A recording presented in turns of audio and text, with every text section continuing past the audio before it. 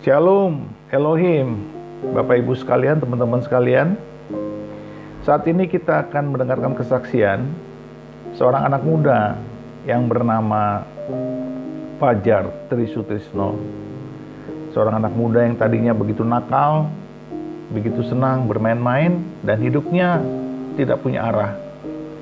Tetapi saat dia masuk sebuah SMA yang sangat miskin, sangat jelek, dan tidak menjanjikan begitu. Ternyata di SMA itulah dia mengalami perjumpaan dengan Tuhan karena teman-teman SMA-nya adalah murid-murid SMA yang rajin berdoa, yang sungguh-sungguh berdoa dan mencari wajah Tuhan. Dan dari doa-doa teman-temannya di SMA tersebut, dia mengalami perjumpaan dengan Tuhan. Dia mengalami pertobatan. Disitulah Tuhan mulai berkarya, mulai membongkar bangkir seluruh isi hatinya, dan dia menyadari dosa-dosanya. Saudara, keren sekali pertobatan anak muda ini. Tidak ada yang mustahil bagi Tuhan. Mari kita saksikan ceritanya. Shalom, perkenalkan nama saya Fajar Trisutrisno. Saya asal dari Solo. Saya berumur 25 tahun. Di sini saya mau bersaksi cerita pengalaman hidup saya bersama dengan Tuhan. Saya berlatar belakang dari keluarga non-Kristen, saya dari Muslim. Sejak kecil saya dididik dengan cara agama Muslim. Tapi suatu ketika waktu saya kelas 5 SD, saya terikat dengan game online waktu itu. Saya terikat dengan game online, kelas 5 SD, kelas 6 SD, bahkan semakin naik kelas itu saya semakin terikat gitu kan. Suatu ketika sampai di SMP, waktu SMP itu saya semakin parah, saya terikat parah. Dari game online itu saya mulai kenal yang namanya bicara kotor. Saya sering bicara kotor, saya sering ngata-ngatain orang gitu kan. Dan waktu itu saya mulai kenal yang namanya bolos sekolah. Saya tidak masuk sekolah, bahkan bolos sekolah itu sering sekali gitu kan. Masuk sekolah itu cuman seminggu 3 kali, 4 kali, dan itu terus saya lakukan terus menerus. Dan dari game online itu saya juga kalau main game online di warnet itu kan butuh uang gitu kan. Kalau misal uang saya habis, mau nggak mau saya pengen main, ya saya harus cari uang. Tapi waktu itu saya cari uang dengan cara mencuri. Waktu itu pertama kali saya curi uangnya orang tua, 10.000, 5.000, 20.000, 50.000 gitu kan. Tapi waktu itu kurang gitu kan. Kurang karena hari demi hari gitu kan saya terikat banget. Ya akhirnya saya mulai curi uang orang lain gitu kan. Bahkan sampai suatu ketika itu saya pernah nyuri uang tuh sampai berjuta-juta, sampai jutaan gitu kan, sampai berjuta-juta. Saya cuman buat main game online gitu kan, buat main game online saya curi uang. Bahkan separah itu saya larikan uang SPP itu sering sekali gitu kan, sampai orang tua itu sering ya marah-marah sama saya gitu kan. Tapi waktu itu saya cukup parah, saya mau dikeluarkan dari sekolah, saya mau di DO dari SMP saya. Tapi waktu itu orang tua saya datang ke sekolah, memohon-mohon sama kepala sekolah, sama guru BK untuk saya tidak dikeluarkan gitu kan, karena saya sudah sering banget disamperi sama guru BK ke rumah karena saya tidak pernah sekolah dan lain sebagainya. Waktu itu saya harus buat surat pernyataan kalau saya tidak bolos lagi gitu kan, biar saya bisa ikut ujian. Karena waktu itu saya udah kelas 3 SMP, tapi saya semakin hari semakin parah bolosnya gitu kan. Dan waktu itu saya masih bisa lulus dari SMP. Tapi waktu itu setelah lulus SMP, orang tua tanya, kamu masih niat enggak sekolah lagi gitu kan? Kamu masih niat sekolah lagi enggak? Kalau enggak, ya mending nggak usah sekolah. Kamu mending sudah terserah kamu aja mau ngapain gitu kan. Waktu itu secara pribadi saya enggak pengen sekolah. Saya mau habiskan hidup saya buat main game online gitu kan. Tapi waktu itu saya mikir kalau main game online kan butuh uang. kalau saya nggak sekolah saya dapat uang saku dari mana gitu kan. Tapi waktu itu ya udahlah, saya ambil keputusan buat saya lanjut sekolah.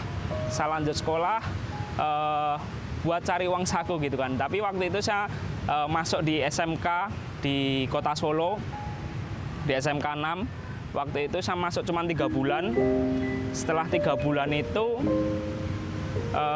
saya keluar dari sekolah karena waktu itu dalam 3 bulan itu saya udah bolos sekolah tanpa izin itu udah belasan kali, dan guru BK-nya itu datang ke rumah gitu kan. Guru BK datang ke rumah dan ngomong, kalau kamu nggak naik kelas, ya udah Pak, daripada saya nggak naik kelas mending saya keluar. Saya nggak mau lanjut sekolah lagi, saya nggak mau lanjutin sekolah lagi. Dan setelah itu hidup saya luntang-luntung gitu kan. Saya di warnet, saya menghabiskan hidup saya di warnet, main sama teman-teman ya sesuka saya, semau saya gitu kan. Dan waktu itu di tahun 2009 itu saya putus sekolah dan saya habiskan waktu 2 tahun itu nggak sekolah, nggak lanjut sekolah sampai 2011. Tapi waktu di sebelum 2011 ya 2011 awal itu saya ketemu sama temen gitu kan. Saya ketemu sama temen ya awalnya ya kenalnya main game online bareng gitu kan. Karena kan game online jadi dia waktu itu kuliah di Malaysia, tapi orang Solo, rumahnya di Solo gitu kan. Dan waktu itu sering main bareng, kenalan gitu kan. Waktu dia liburan kampus, dia pulang ke Solo, saya diajak ketemu gitu kan. Saya diajak main, saya disuruh nemenin dia pergi kemana-mana, main ke mall lah, main ke warnet, saya suruh nemeni gitu kan. Dan waktu itu tiba-tiba ya mungkin dia tahu kalau saya udah putus sekolah, saya udah nggak lanjut sekolah lagi. Tiba-tiba dia nawarin, kamu mau nggak sekolah lagi? Kamu mau nggak sekolah lagi? Saya biayai. Dia bilang seperti itu. Tapi waktu itu sebenarnya orang tua masih mampu gitu kan. Orang tua saya masih mampu, masih bisa lah buat membiayai saya sekolah. Tapi mungkin udah nggak percaya lagi sama saya karena kelakuan saya yang sebelumnya cukup parah gitu kan. Dan waktu itu akhirnya saya ambil keputusan untuk saya mau sekolah gitu kan. Saya mau sekolah lagi dan dibiayai sama teman saya itu. Dan waktu itu saya kepo gitu kan, kenapa kok teman saya ini mau nyekolahin saya, kenapa kok teman saya namanya Vedo ini mau membiayai saya sekolah. Waktu itu dia cuma ngomong, mungkin ini jawaban dari Tuhan gitu kan, mungkin ini jawaban dari Tuhan kalau kamu harus sekolah lagi. Dan waktu itu saya enggak gubris omongannya gitu kan, tapi ya udahlah, saya mau sekolah lagi. Setelah itu saya daftar lagi, saudara, saya daftar lagi di SMK 6 dengan tidak punya rasa malu gitu kan. Setelah keluar tapi lanjut mau sekolah lagi di sana, dan waktu itu saya ditolak, saya nggak keterima. Dan waktu itu teman saya ngomong, kamu sekolah di sini aja di dekat rumahku, namanya itu SMA Kristen 2. Waktu itu secara pribadi saya nolak, kok sekolahnya Kristen gitu kan, kok sekolahnya Kristen, dan keluarga saya juga nolak, kok sekolahnya Kristen dan lain sebagainya. Ya saya normal gitu kan, karena saya Muslim gitu kan, saya Muslim dan sekolah ini Kristen. Waktu itu saya cuma nanya sama teman saya, kok sekolahnya Kristen. Waktu itu teman saya cuma ngomong, saya nggak ada niat buat mengkristenisasi kamu, aku nggak ada niat buat menjadikan kamu sebagai orang Kristen gitu, enggak. Tapi emang sekolah ini murah dan emang mampunya dia juga segitu. Ya udahlah, saya nggak ambil pusing, ya udah yang penting saya sekolah. Yang penting saya sekolah di sana. Dan waktu itu saya daftar di sana dengan rasa yang cukup dalam hati itu menggerutu. Ini sekolah apa? Kok sekolahnya jelek gitu kan? Bangunannya itu jelek sekali. Masa papan tulis masih pakai kapur dan lain sebagainya. Benar-benar di luar ekspektasi saya gitu. Sekolah apa gitu kan? Wah, pasti nanti muridnya nakal-nakal dan lain sebagainya. Dan waktu itu masuk pertama kali dan benar saudara, sekolahnya murid-muridnya itu benar-benar parah gitu kan. Waktu itu yang daftar di angkatan saya kelas 1 itu cuma 60. Jadi saya cukup kaget juga. Ini sekolah apa kok muridnya cuma 60 yang daftar. Waktu itu dibagi 4 kelas, satu kelas itu 15 anak. Benar-benar ini sekolah apa, dan murid-muridnya itu benar-benar nakal-nakal semua. Bicaranya itu bicara kotor semua dan lain sebagainya. Waktu itu wah ya udahlah, Yang penting saya sekolah, yang penting saya rajin, yang penting saya belajar yang rajin, cari ranking 1, mungkin saya bisa ngasih feedback sama teman saya Vedo, karena dia udah membiayai saya sekolah, ya saya ngasih feedback ke dia lah dengan prestasi saya mungkin. Dan waktu itu saya jalani sekolah dengan cukup mulus gitu kan, saya rajin gitu kan. Dan waktu itu selama semester 1 itu saya nggak ngalami apa-apa. Tapi waktu di semester 2 pernah mengalami kejadian cukup aneh juga gitu kan. Waktu itu handphone saya itu ketinggalan di sekolah, HP saya itu ketinggalan di laci, di kolong meja gitu kan. Waktu itu saya udah pulang, udah di rumah, tapi sorenya itu baru ingat, sekitar jam 3, setengah 4 itu baru ingat kalau handphone saya ketinggalan di sekolah. Waktu itu saya langsung tancap gas gitu kan, pergi ke sekolah. Sampai sekolah udah tutup. Waktu itu saya minta izin sama penjaga sekolah, mau minta izin buat ambil HP di kelas saya. Waktu saya jalan ke kelas saya gitu kan, waktu saya jalan ke kelas saya, di depan pintu kelas saya masih ingat betul, di depan pintu kelas saya ada sekitar 6-10 orang, mereka berdoa. Itu kakak kelas saya semua, cewek semua, waktu itu berdoa dengan cara nangis-nangis. Waktu itu saya pikir ini mereka sedang ngapain gitu kan, ini pada ngapain kok berdoa sampai nangis-nangis gitu kan. Ya saya pikir mending pulang gitu kan, mending pulang, bobok siang, enak di rumah gitu kan. Ya udah, saya nggak gubris itu, saya ambil HP balik. Dan waktu itu besoknya lagi ketika saya pengen sarapan di sekolah karena orang tua nggak bikin sarapan gitu kan, saya datang ke sekolah jam 6 pagi, sampai sekolah jam 6 pagi itu mereka yang berdoa tadi, mereka sudah datang, mereka udah berdoa lagi dengan cara mereka nangis-nangis. Waktu itu saya nggak tahu mereka sedang ngapain. Dan waktu itu lanjut, setelah saya tahu mereka berdoa pagi, istirahat, di jam istirahat saya main ke perpus, mereka berdoa lagi. Dengan cara gilanya mereka setiap pagi, setiap istirahat, setiap sore, bahkan pulang sampai sore mereka selalu berdoa. Waktu itu saya mikir ini mereka sedang ngapain gitu kan. Waktu itu saya tanya sama teman saya, bro ini pada ngapain sih? Mereka baru berdoa. Ya tahu mereka berdoa, cuman ini berdoa buat apa? Teman saya mungkin nggak tahu secara jelasnya, tapi waktu itu saya cukup merasa aneh gitu, apa yang sedang mereka lakukan gitu kan. Pada waktu itu, singkat cerita, masuk semester 2 di awal bulan Januari, saya mengalami hal yang pertama kali saya alami gitu kan. Waktu itu kalau sebelum pelajaran di sekolah saya itu ada renungan pujian. Jadi ada renungan singkat sama nyanyi gitu kan. Kalau bahasanya saya tahu itu nyanyi gitu kan. Waktu itu dalam hati ada sebuah dorongan untuk ikut nyanyi. Ikut nyanyi. Jadi selama semester pertama itu saya tidak pernah ikut nyanyi, saya tidak pernah mendengarkan renungan singkatnya, tapi waktu di semester 2 ini tiba-tiba saya pengen ikut nyanyi gitu kan.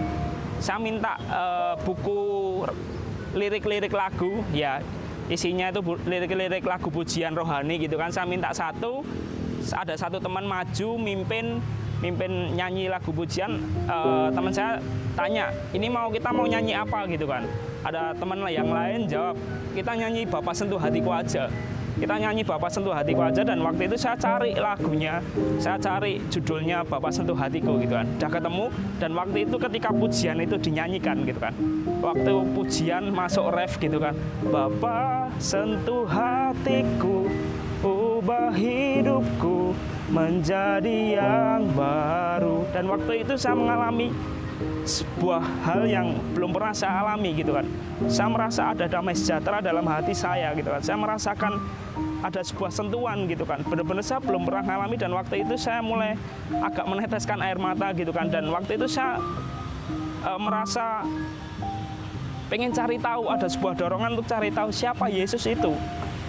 Bapa yang orang Kristen sembah itu siapa? Cara orang Kristen beribadah itu seperti apa? Waktu itu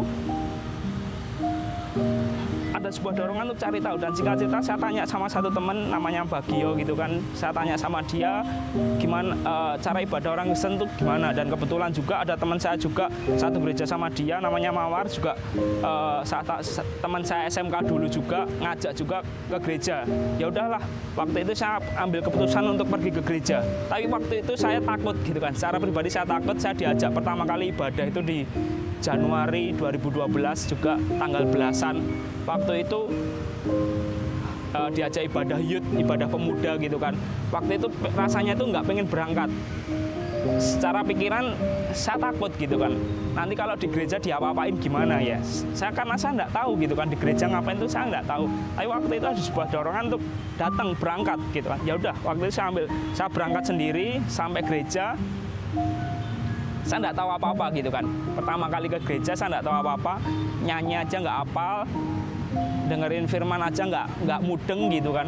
Ya udahlah, saya cuman taat aja, datang cari tahu. Tapi di hari-hari selanjutnya itu selalu ada sebuah dorongan untuk cari tahu terus gitu kan. Cari tahu terus, Yesus itu siapa, Bapak itu siapa, yang orang Kristen sembah itu siapa.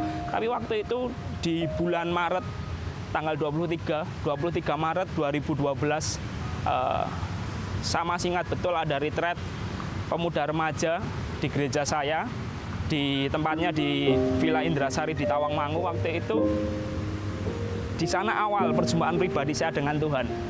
Saya masih ingat bagaimana ada satu pengkhotbah ngomong, kalau kamu mau hidup baru, kalau kamu mau hidupmu baru, tapi masih ada hidupmu yang lama masih tinggal dalam hidupmu, ya kamu tidak bisa gitu kan. Kamu harus tinggalkan hidupmu yang lama itu biar ada kehidupan yang baru dalam hidup. Waktu itu saya sangat terpukul, saya merasa saya sangat berdosa gitu kan. Banyak hal yang sudah saya lakukan, saya dulu kehidupan saya nakal gitu kan, benar-benar banyak hal yang saya alami zaman dulu. Dan waktu itu saya mau bertobat. Saya ambil keputusan untuk bertobat, saya mau tinggalkan hidup lama saya, dan waktu itu saya ambil komitmen menjadikan Tuhan Yesus sebagai juru selamat saya waktu itu. Dan waktu itu setelah retreat hidup saya diubahkan sama Tuhan. Saya bersyukur saya boleh mengikut Tuhan waktu itu, dan cerita nggak berhenti di situ saudara. Ketika mungkin saya boleh bertobat di bulan Maret, dan setelah itu saya boleh semangat melayani Tuhan. Tapi waktu itu orang tua saya tidak tahu kalau saya sering ke gereja. Orang tua saya tidak tahu kalau saya pergi ke gereja gitu kan. Selama dari Januari sampai bulan Maret itu, ketika hari Minggu saya ditanya, kamu mau kemana? Saya cuma jawab, saya mau pergi, saya mau main. Saya tidak berani ngomong sejujurnya sama orang tua saya. Tapi waktu itu di bulan April orang tua tahu kalau saya ke gereja gitu kan. Di bulan April orang tua saya tahu kalau saya pergi ke gereja, dan waktu itu saya waktu sedang ibadah saya di SMS. Waktu itu zaman SMS gitu kan, saya di SMS cepat pulang. Semua orang rumah sudah nunggu. Waktu itu saya takut sekali saudara. Saya merasa apa ya? Yang selama ini saya sembunyikan akhirnya ketahuan gitu kan. Saya merasa takut sekali, dan pada waktu itu saya sampai rumah saya dimarahi habis-habisan. Orang tua marah gitu kan. Kebetulan papa saya udah nggak ada, kakak saya 2, mama saya 1 gitu kan. Bener-bener mereka marah gitu kan, nangis-nangis, mungkin kecewa dengan saya apa yang sudah saya lakukan. Tapi waktu itu saya cuma bisa diem gitu kan. Saya nggak bisa ngomong apa-apa, saya cuma bisa diem. Dan waktu itu setelah kejadian itu saya kok ikut Tuhan seperti ini gitu kan. Kok ikut Tuhan itu seberat ini. Waktu itu orang tua bahkan sampai ngomong, kamu pergi aja dari rumah. Kalau kamu tidak nurut sama orang tua, kamu pergi aja dari rumah. Waktu itu saya cuma bisa diam, saya tidak bisa ngomong apa-apa waktu itu. Dan waktu itu setelah besoknya saya sekolah, saya udah nggak niat sekolah, saya udah nggak niat ngapa-apa. Rasanya itu pengen kayak bunuh diri gitu saudara. Kok ikut Tuhan tuh kok berat.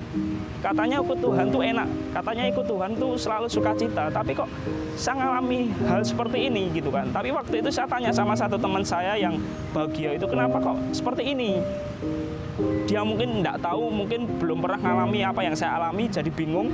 Akhirnya dia bawa saya ke anak pendeta saya, namanya Ko Henry itu kan. Namanya Ko Henry. Waktu itu saya cerita sama dia bagaimana saya ngalami proses seperti ini, kenapa kok ikut Tuhan seperti ini.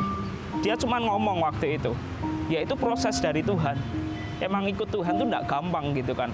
Banyak hal yang harus ditinggalkan. Ikut Tuhan itu harus benar-benar memprioritaskan Tuhan lebih dari apapun, bahkan dari keluargamu gitu kan. Setelah itu saya benar-benar ngerti, saya dikuatkan dengan adanya keluarga, dengan adanya orang-orang gereja, dengan adanya teman-teman saudara seiman saya dikuatkan dan terus melayani Tuhan. Bahkan waktu itu saya tidak digubris sama keluarga. berbulan-bulan saya nggak dikasih uang saku, saya nggak ngomong aja nggak digubris gitu kan. Tapi saya bersyukur gitu kan, saya boleh ada sampai hari ini, sampai di tahun 2019 ini, bahkan hampir 8 tahun saya ikut Tuhan gitu kan. Saya boleh mengalami proses demi proses. Saya bersyukur saya boleh ada di tempat ini semua karena kasih karunia Tuhan gitu kan. Saya mungkin nggak bisa apa-apa, tapi waktu itu saya ambil keputusan untuk ikut Tuhan dan hidup saya boleh dipulihkan dan saya bersyukur gitu kan. Cerita nggak berhenti di situ, saudara. Jadi pada tahun 2012 di bulan April atau Mei gitu kan, waktu itu saya iseng buka Facebook, saya chat satu teman saya waktu kecil, teman main gundu gitu kan, teman main petak umpet. Saya chat dia kan Kristen. Saya cerita bahwa saya udah ikut Tuhan, saya percaya Yesus, dan waktu itu dia ngajak saya, ayo ikut persekutuan, ayo ikut persekutuan anak-anak sekolah di Jebres tempatnya di daerah Bibis. Waktu itu saya ikut di hari Jumat sore gitu kan, saya ikut dia berangkat bareng. Waktu sampai di tempat persekutuan itu saya kaget. Orang yang selama ini saya temui di sekolah, yang setiap pagi, setiap istirahat, setiap pulang sekolah, yang mereka selalu berdoa nangis-nangis, itu saya temui di tempat persekutuan itu. Itu kakak kelas saya, dan waktu itu saya agak malu karena mereka taunya saya itu orang Muslim gitu kan. Taunya saya tidak percaya Tuhan, dan waktu itu langsung saja saya disamperi sama mereka. Ditanya-tanya, bukannya kamu orang Muslim ya, bukannya kamu belum percaya Tuhan. Waktu itu saya cerita bahwa saya udah ikut Tuhan gitu kan. Dan setelah itu, setelah saya ikut persekutuan, besoknya langsung di sekolah, pulang sekolah itu saya diajak, ayo ikut doa sekolah. Oh ternyata yang selama ini mereka lakukan itu namanya doa sekolah. Waktu itu saya agak malu gitu kan. Saya pertama kali, mungkin waktu itu saya tidak ada teman buat datang doa sekolah, akhirnya saya tolak. Besok-besoknya lagi karena saya diajak terus, karena sungkan, ya udahlah saya ikut gitu kan. Saya ikut, dan waktu itu ketika saya doa sekolah, hari demi hari saya ikuti mereka, saya semakin tahu gitu kan. Oh selama ini yang kakak-kakak kelas saya lakukan, mereka berdoa nangis-nangis itu berdoa untuk memberkati sekolah, untuk berdoa untuk guru-guru, berdoa untuk teman-teman yang nakal biar dijumpai Tuhan Yesus, untuk berdoa untuk teman-teman yang mungkin belum percaya Tuhan bisa percaya sama Tuhan, bisa ditemui Tuhan, bisa dipulihkan Tuhan. Dan waktu itu saya bersyukur gitu kan. Oh ternyata yang selama ini mereka lakukan juga buat untuk saya mungkin. Waktu itu saya berterima kasih sama mereka gitu kan. Mereka sudah taat setia terus mengerjakan doa mereka, dan akhirnya boleh ada saya ada di tempat ini gitu kan. Saya boleh dijumpai Tuhan Yesus, saya boleh berjumpa dengan Tuhan Yesus ketika waktu di retreat dulu. Dan waktu itu saya semakin hari ikut persekutuan, saya semakin tergabung di persekutuan itu, namanya Firehouse dari Fire Generation. Saya ikut di sana hari demi hari, tahun demi tahun saya dididik di sana. Saya diajari banyak hal, bagaimana saya harus bayar harga, saya harus mempunyai belas kasihan untuk jiwa-jiwa dan lain sebagainya. Dan pada waktu itu saudara, di tahun 2014 ketika saya kelas 3 SMA, saya mengalami pergumulan yang mungkin saya bingung, saya harus lanjut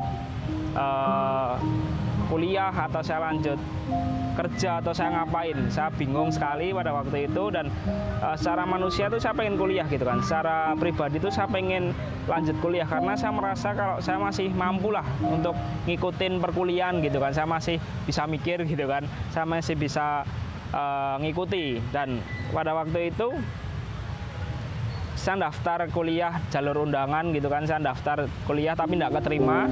Dan lanjut itu saya cerita sama teman saya yang udah biayai saya sekolah, saya cerita aku harus kerja atau harus kuliah atau harus ngapain gitu kan. Teman saya ngasih pilihan gitu kan, kamu kuliah aja tapi kuliah yang bagus sekalian, yang di tempat sini itu susah gitu kan. Aku bilang itu susah, tapi waktu itu teman saya juga nawarin, kamu tak lesin bahasa Inggris, nanti ikut aku kerja di Malaysia aja, kamu ikut kerja saya di sana, mungkin ya itu. Tapi waktu itu saya masih bingung saya harus kemana gitu kan. Dan waktu itu 2014 juga dari Fire Generation itu mengadakan Fire Leadership Training. Jadi ada leadership training di salah satu tempat gitu kan. Dan waktu itu saya ikut itu, dan di sana saya berdoa sama Tuhan, Tuhan saya harus kemana? Saya harus ngapain? Saya harus setelah habis lulus SMA aku harus ngapain Tuhan? Waktu itu Tuhan cuma ngomong secara kayak ngomong sama saya itu, kamu melayani aku aja dengan segenap hidupmu, hidupmu buat melayani aku aja. Waktu itu saya cukup hancur hati karena sebenarnya saya pengen kuliah, tapi kok saya harus benar-benar menyerahkan hidup saya sepenuhnya untuk Tuhan gitu kan. Waktu itu saya mikir apa, saya harus full time untuk melayani Tuhan. Dan waktu itu sebenarnya dalam hati juga udah ngerasa ya mau full time gitu kan. Tapi waktu itu saya masih takut untuk ambil keputusan. Saya nggak ngomong sama pemimpin karena saya waktu itu saya pengen full timer di yayasan gitu kan, di yayasan yang menaungi Fair Generation. Dan waktu itu saya masih nekat buat daftar kuliah, tapi nggak keterima. Dan waktu itu banyak pilihan lagi. Benar-benar waktu itu saya dipanggil kepala sekolah saya untuk ditawarin. Waktu itu saya ditawarin, saya carikan beasiswa untuk kamu kuliah gimana? Kuliah swasta di kota Solo aja, nanti saya carikan beasiswa untuk kamu. Waktu itu secara pribadi saya, wah, Tuhan ini kuliah Tuhan di depan mata, nggak perlu bayar gitu kan. Tapi waktu itu di hati itu saya ngerasa nggak damai sejahtera gitu kan. Waktu itu saya ambil keputusan saya mau full time. Ya udah, waktu itu saya ngomong sama kepala sekolah, Pak maaf bukannya saya gimana, saya nggak maksud buat nolak, tapi saya udah yakin kalau saya mau full time gitu kan. Saya mau full time di salah satu yayasan. Dan waktu itu saya ambil keputusan untuk full timer di Yayasan Saluran Berkat untuk Negeri. Dan saya ambil keputusan untuk saya menyerahkan hidup saya untuk melayani Tuhan. Dan waktu itu benar-benar sampai hari ini saya boleh bekerja di yayasan itu dan saya boleh mengikut Tuhan. Semuanya itu kasih karunia gitu kan. Semuanya kasih karunia karena dulu saya itu siapa gitu kan. Saya bukan siapa-siapa, tapi karena kasih karunia Tuhan tuh saya boleh ada di tempat ini. Saya bersyukur ketika Tuhan boleh menulis ceritanya melalui hidup saya sampai hari ini. Saya boleh melayani Tuhan sampai hari ini, saya boleh ikut Tuhan sampai hari ini. Semuanya adalah kasih karunia Tuhan. Saya cuma mau berpesan buat semuanya, buat saudara-saudara yang mungkin melihat video ini, terus jadi berkat, terus jadi dampak dimanapun Tuhan menempatkan kamu semua. Terima kasih, cukup sekian cerita saya, semoga memberkati. Tuhan Yesus memberkati. Haleluya, haleluya, haleluya, puji Tuhan, puji Tuhan. Tuhan berkarya kepada seorang anak muda yang luntang-lantung tidak karuan. Dan ternyata Tuhan menjamah Fajar. Fajar diberkati Tuhan, Fajar disayangi Tuhan, Fajar sangat dianugerahi rahmat Tuhan yang luar biasa. Saudara, inilah Tuhan kita yang penuh kasih. Ketika orang lain tidak pernah menduga, ketika orang lain tidak pernah menyangka, ternyata Tuhan menjamah seorang anak muda yang tidak karu-karuan hidupnya, menjadi bertobat, terima Yesus, hidupnya berubah dan mengalami kemajuan yang luar biasa dan akhirnya melayani Tuhan. Dan dia mempersiapkan dirinya untuk menjadi seorang hamba Tuhan. Luar biasa saudara. Bapak Ibu dan teman-teman sekalian, mari kita berdoa terus buat bangsa kita, buat orang-orang yang kita kasihi, siapapun dia, saudarakah, temankah, kerabatkah, atau lingkungan kita, tetangga kiri kanan. Doa-doa kita pasti didengar Tuhan. Karena Tuhan rindu semua orang diselamatkan. Di dalam nama Bapa dan Anak dan Roh Kudus. Di dalam nama Tuhan Yesus. Tuhan memberkati kita semua. Dan majulah terus bersama Tuhan. Tetap semangat, Tuhan beserta kita. Haleluya, haleluya, haleluya. Amin, amin, amin.